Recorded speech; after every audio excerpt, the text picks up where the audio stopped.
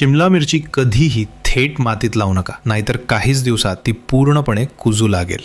सुरुवातीला माझ्याबाबतही असंच झालं.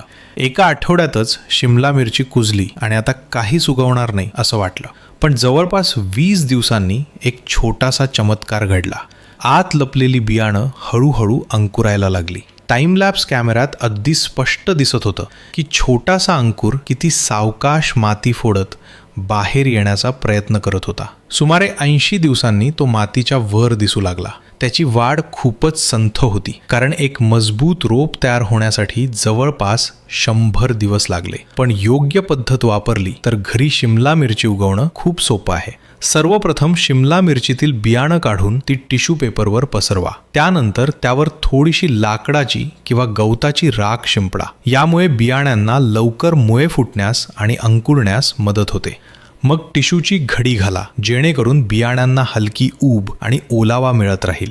आता हा टिश्यू कुंडीवर ठेवून पाण्याने ओला करा आणि वरून हलका मातीचा थर द्या. अवघ्या 20 दिवसात कुंडी लहान लहान रोपांनी भरून गेली. ही पद्धत थेट मातीत बियाणं पेरण्यापेक्षा खूपच जलद ठरली. आता रोपं दुसऱ्या ठिकाणी लावण्याची वेळ आली.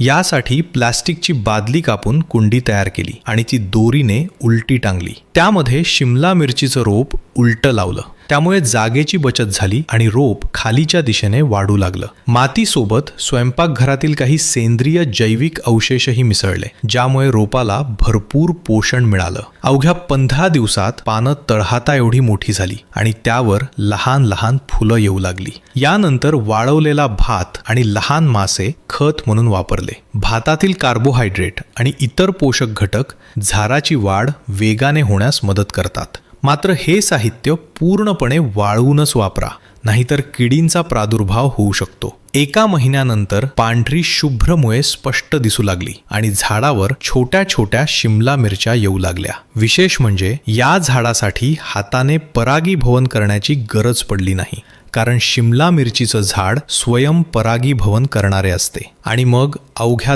2 महिन्यात मुठीपेक्षाही मोठ्या शिमला मिरच्या तयार झाल्या. त्या तोडून त्यातील बियाणं पुन्हा लागवडीसाठी वापरता येतात आणि ताज्या शिमला मिरचीचा स्वादिष्ट ज्यूसही बनवता येतो.